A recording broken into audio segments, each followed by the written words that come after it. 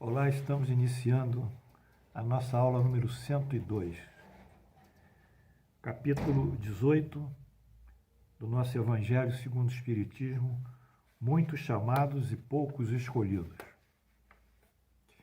Iniciamos com a parábola da porta estreita, Mateus 7, versículos 13 a 14.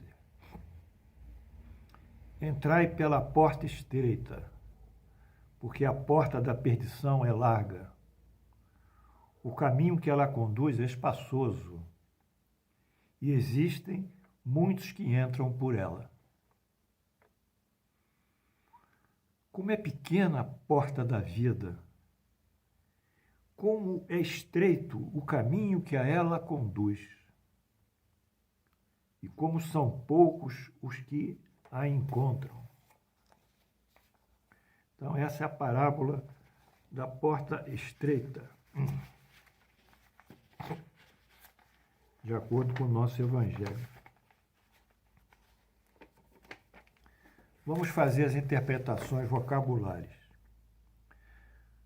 Queria que vocês prestassem atenção. Porta estreita é a porta da vida. O indivíduo que entra por ela compatibiliza seu comportamento às leis de Deus, leis divinas. A porta larga é a porta da perdição, na linguagem deles, que constitui a violação das leis divinas.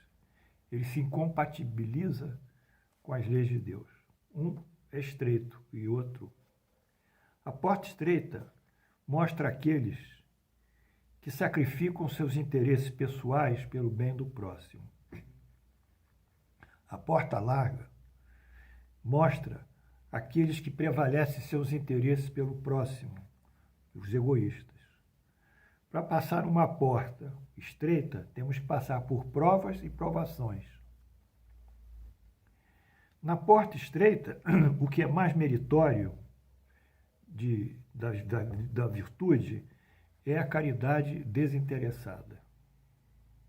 Com a caridade desinteressada, nós nos afastamos dos interesses da matéria e projetamos as nossas expectativas de felicidade para a vida futura. E lá na vida futura, projetamos os ideais de nossa realização.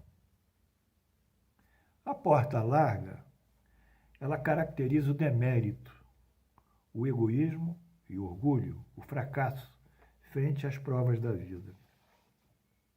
Para aquele que se liga a essas condições de materialidade da vida, o que interessa é a vida presente, o dia a dia. Eu quero viver esse dia a dia. É a filosofia existencialista de Jean-Paul Sartre, que pregava os prazeres, o dia a dia da vida. Na realidade, Sartre repetiu uma filosofia grega antiga chamada hedonismo, que vem de hedon, do grego prazer. O que é hedonismo? É a presentificação da realização de todos os ideais pelo prazer. Então, o prazer, o gozo é soberano, e esse que destina o finalismo desses indivíduos que adotam esse tipo de comportamento e que, obviamente, vão se perder pela porta larga. O caminho pela porta estreita são poucos que entram, porque eles têm que passar por essas privações e testes. E aqui está, poucos os que encontram a prova estreita, porta estreita. Assim, há muitos chamados e poucos escolhidos, é uma repetição. Agora, o caminho da porta larga é espaçoso. Muitos entram, porque é o caminho dos prazeres da vida. Bem, essa aqui foi, então, a parábola da porta estreita, que sinteticamente caracteriza os indivíduos que são virtuosos, que são muito poucos, daqueles que vivem a vida em função de si próprio, do seu egocentrismo, do seu egoísmo, do seu narcisismo, do seu sensualismo, enfim, acham que a vida é motivo de prazer. Quantas vezes nós não escutamos a palavra, puxa, você viveu e não gozou a vida? O que é gozar a vida? Para eles, gozar a vida é o sensório. Ah, tinha que ter viajado muito, feito bastante turismo, conhecido muitos países, etc, etc. Tinha que ter tido muitos prazeres. Para eles, gozo. Para nós, espírita, o gozo é uma atitude do nosso espírito que se debruça em servir o próximo, em sermos úteis ao próximo e nos preocuparmos com o próximo. E quando nós realizamos essa assistência para com o próximo, nós temos o nosso gozo. Então, são coisas diferentes. E além disso, nós sabemos pela justiça divina que tudo que estamos fazendo aqui repercutirá no céu, o bem e o mal. E se nós praticamos o bem, nós criaremos no céu uma estrutura espiritual altamente favorável para nós. Então aí é a parábola da porta larga e da porta estreita. O ponto é longo, nós vamos ter que interromper em determinado momento. Vamos ver agora a parábola ainda sobre a porta estreita, que diz o seguinte, que está em Lucas 13, 23 e 30. Tendo alguém feito a Jesus essa pergunta, Senhor, são poucos os que se salvam? E ele lhe respondeu, esforçai-vos para entrar pela porta estreita, pois eu vos asseguro que muitos procurarão por ela entrar e não o conseguirão. E quando o pai de família houver entrado e fechado a porta, e vós, do lado de fora, começardes a bater, dizendo, Senhor, abre a porta para nós, ele vos responderá, não sei quem sois. Então começareis a dizer, nós comemos e bebemos em tua presença e nos ensinaste nas praças públicas. Ele vos responderá, não sei quem sois, retirai-vos de mim, todos vós que cometeis a iniquidade. Haverá então pranto e ranger de dentes. Quando virdes que Abraão, Isaque e Jacó e todos os profetas estão no reino de Deus, e que vós ficais fora dele, e muitos virão do Oriente e do Ocidente, do setentrião, que é o norte, e do meio-dia, que é o sul, e terão lugar no banquete do reino de Deus. Então aqueles que são os últimos serão os primeiros, e os que são os primeiros serão os últimos. Vamos ver como a gente interpreta isso.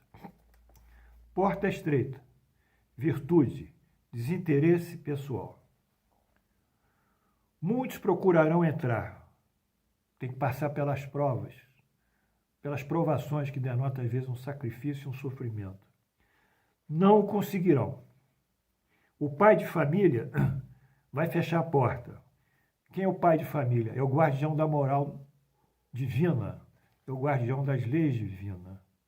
Então ele fecha a porta porque você não compatibilizou a sua vida com as leis divinas. E a porta fechada, fechou a porta, é a perda da oportunidade de praticar a lei e modificar-se moralmente. Você perdeu a oportunidade e a porta se fechou. E você pede, e o sujeito pede, para abrir a porta. É o pedido, então, de uma nova oportunidade. Eu quero uma nova oportunidade. E o pai de família diz, não sei de onde sois.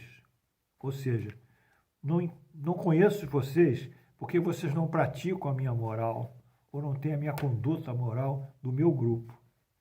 E o indivíduo responderá, comemos e bebemos em tua presença. Ensinaste em nossas praças públicas. E o pai de família pensará, presença física. Ficou assim. Uma atitude apenas exterior. Não tocou-se o coração, não tocou-se o espírito. Isso é hipocrisia. Comeu e bebeu, mas a minha proposta não era comer e beber, nem gozar os prazeres desse. A proposta era modificar a moral, ter uma nova relação com o próximo, com Deus e praticar a caridade.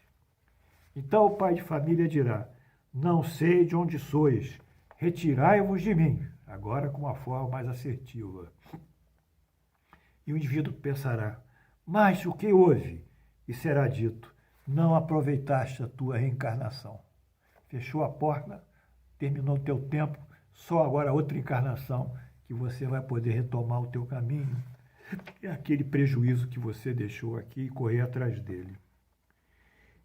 E haverá então pranto e ranger de dentes, porque o sujeito será cobrado pela lei da causa e efeito, que viveu sua vida na materialidade, nos gozos e na sensualidade. E aí haverá pranto e ranger de dentes. E continua. Abraão, Isaque e Jacó, todos os profetas, você verá, estarão no reino de Deus. São os patriarcas hebreus. Abraão, apenas um texto breve, nasceu na cidade de Ur, antiga Caldeia, hoje no sul do Iraque, que limita com o Irã. Ali, Mesopotâmia, eram dois rios, Eufrates e Tigre. E no meio deles a terra que era a Caldeia.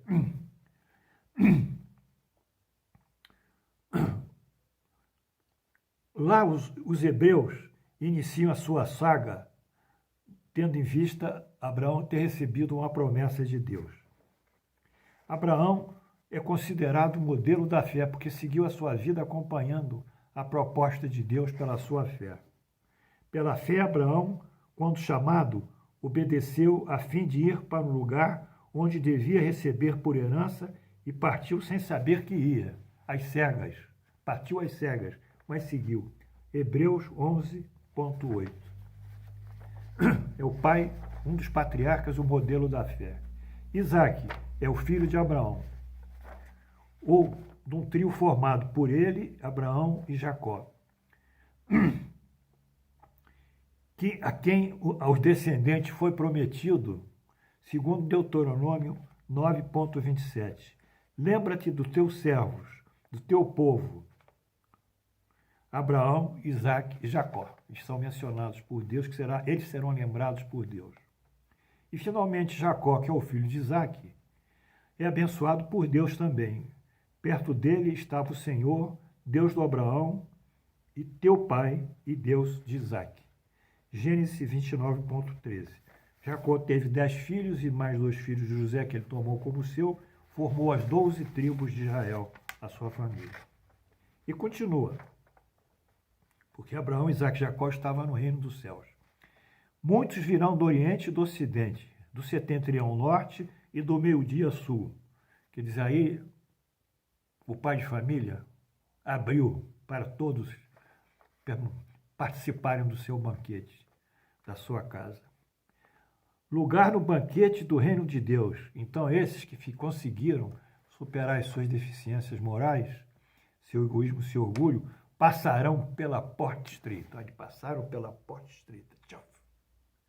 Foi difícil. E aí conclui: os últimos serão os primeiros, e os primeiros serão os últimos. Ou seja, os primeiros tiveram oportunidade e perderam.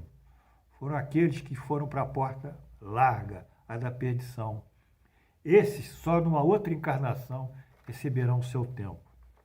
Os últimos, esses que vêm de setentrião, esses que vêm do norte, do sul, esses que vêm do oriente, do ocidente, esses últimos agora penetram porque são virtuosos e se tornam os primeiros. Eis, pois, a parábola da porta estreita, né? A porta larga e a porta estreita.